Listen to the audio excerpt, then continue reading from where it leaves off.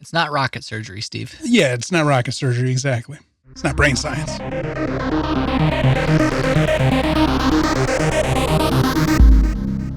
My name is Steve. And I'm David. And this is Anime Plus, where we are currently talking about Season 2 of Shoshimin, How to Become Ordinary. Today we're going to talk about Episode 14. Let's get into it. This week on Shoshimin, we get a look into portions of the show that we haven't looked at yet.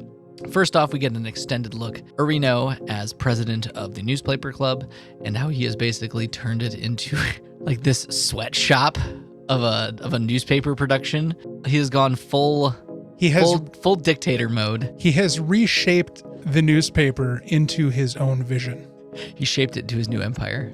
If we're to take that the shots of he and the other second-year student whose name I don't think I ever paid attention to, with the new crop of freshmen or first-year students, as to indicate that is the entirety of the newspaper club now, that would mean that we've lost two other members that probably should still be there. Yep. One being Monchi, and then the girl who I don't know if we've ever met her. I'm sure we've had her name. I just do not recall, unfortunately. Probably. So yeah, it looks like we've had a little bit of a downsizing in the newspaper club department. A little bit of a shakeup. Under the tyranny of Urino. After that, we get a look on him out on patrol with the rest of the newspaper club at well after midnight, even though there's a curfew in Japan. Urino decides that he's going to use the forces within his control now to patrol on the day he is suspected the next fire will be within the two areas he suspects the fire will take place. And lo and behold, he was right. One of his little lackeys reports a fire. He quickly skirts over. After he gets off the phone with phone with Osanai, who says something to him while a train goes by, and then quickly goes, "My battery's dead." Click. Which very much sounded like she was hanging up on him on a landline instead of a cell phone, because cell phones don't go when you hang up. He quickly skeets. He comes upon the site of the arson. No arsonist in sight. And suddenly sirens start going off, and he's like, shit, it's the fuzz, and starts taking pictures of everything to quickly collect as much data as he can, and tells everyone to scatter, like cockroaches when you turn a light on, to which everybody scatters, and nobody seemingly gets caught. And then we cut to Jogoro and Kengo talking to the other newspaper club member. Yep. And are basically like, "What's Urino doing? Good. They dismiss him, and Jogoro pulls out the fact that the information dude has is like 6 years out of date. Oh, the information that Urino is working with the points of interest. Yeah, he's like, "Hey, yo, I did some research myself. Dude's information is like 6 years out of date." They kind of like, yeah, it's kind of sus. And then we get this nice extended view of Jogoro and his girlfriend Tokiko out on a nice date. Given the information that we had received last episode, where apparently she is 3-timing him, that entire date was tense. Oh yeah, especially because he had his like hands in between his legs the entire time they were at lunch. That is body language that isn't comfortable. Yeah. Basically, they go to a restaurant, they're ordering food. She wants a specific thing, they don't have it. She orders something hot instead of cold because it's hot outside. And then he goes on this whole tirade of like, "Oh, you could have just ordered the other thing with tomatoes." It was just this long... He tests her. He like tests her, and there's this like thing where he takes the tomato from her salad, because he's like, "Well, you didn't order the tomato thing because it was, it was also a cold thing. It's hot as fuck in here. Yeah. You ordered a hot dish, so ergo, you must not like tomatoes." And she goes, "Well, I like tomatoes. It's just I liked the picture of this thing better, and it was cheaper." And then she asks him weirdly about forgiving her for things, and I'm just like, bitch. Yeah, she's like, "If I did something mean to you, what would your response be?" That was a really tense conversation. Then there's just one little snippet at the end of the episode.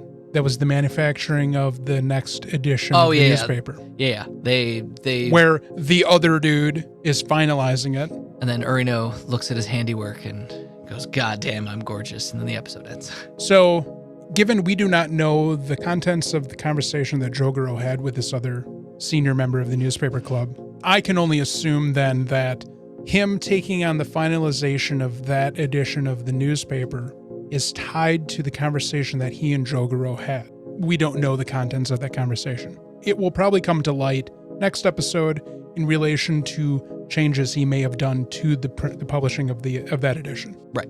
The net is being set, but a couple of nets are being set. And I think the most dangerous one is going to be Yuki's, because she knew what he was doing. It's not going to take brain surgery level knowledge to figure out what he's doing, because he's told her about all of his concepts and ideas anyways, and I'm sure she's fed him plenty of information that has helped him along the way to get to his conclusions.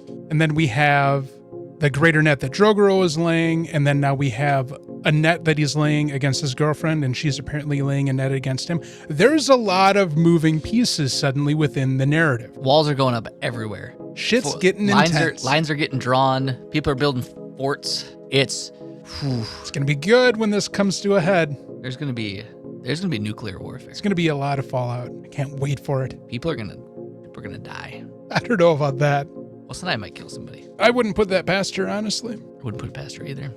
She's unstable. She's scary. She's scary. This bitch gonna burn the school down. No, she can have somebody else burn the school down. She doesn't get her hands dirty. Right, but she will facilitate its. She'll have Urino beat within an inch of his life to teach him a lesson. Like, I'm the bad bitch in this relationship, not you. You're my bitch. He only just wants her praise. He's her puppy. Urino is a simp. He doesn't realize how much he's being played by a couple of different factions. Yeah, his faction is the weakest. Yeah, absolutely. He's definitely being puppeteered. Yeah. I think this is one of those where once we know the conclusion of the story, we can come back to this one and pick out the hints and the clues and the details. But there was so much exposition that was given, which is good. I enjoyed it. It's hard to predict what's going to happen next right now. I also like that the displacement of whenever Jogoro is having like a breakdown of mentality. When he's going into his thought palace? That his character is the only one, when he's having his little thought palace thing, is where they change locations when they're talking. When they end up outside. I like that's a nice touch. His thought process does that, whereas no one else's does. And it shows that he's still the main character. The point in the story where he did that with his girlfriend was also symbolic to show her the clues he picked up as they were outside of the restaurant that fed him all of his conclusions. Because he was pointing out the displays talking about the summer special for these cold pasta dishes. Yep. Whereas the other ones seem to have been more just symbolic. Yeah. Instead of evidence gathering. Right. Because the one with Kengo, they're just on a bridge and Kengo's looking out over the water. His thought palace has gone to that bridge a number of times. Yeah, they've been to that bridge a lot. Yeah. That's his happy place. Yes. There was an interaction between Urino and Yuki on that bridge earlier in the season as well. There was. Which, of course, felt very symbolic. It did. You think she's really cheating on him? I don't know. Maybe. Especially with the half-ass excuse that... Oh, she's got studying to do? Yeah. And how Jogoro suggested that it was with family. And she kind of yeah. Like she already had an excuse to give him and decided that his excuse was good enough to roll with. Yeah. And her leading questions about how mad he would be if she ever did something mean to him. Testing the water, perhaps. They've been together for 9 months at this point. Yep. I can't wait for the next episode. It's going to be a long wait. It is. Yeah, I kind of really I really just want to watch that next episode right now, but it's not going to happen. I have to wait, Steve. I do. Oh. Got a nail bite all week. Not necessarily nail biting. I just want to see more. I would appreciate the fallout. It's going to be so good. I was thinking about it today because I believe this series is going to be two different novels. And so this whole arc is probably just one of the novels. So we're probably, I don't know how long this season's supposed to be.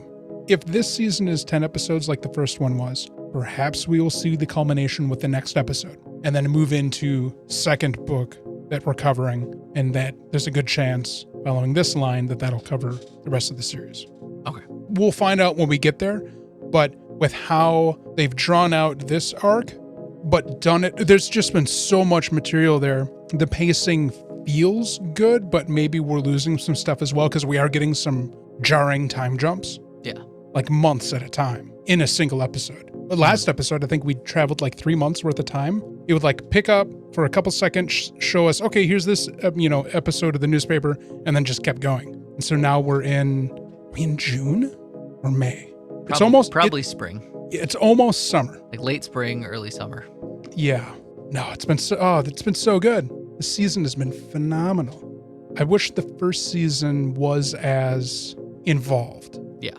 But we've come to terms with the first season needed to be the way it was to painstakingly inform us about the methodology and the mentality of the characters. Yeah. Which is vital information, obviously, to make things move faster for this season, because there just seems to be much more story that needs to be told.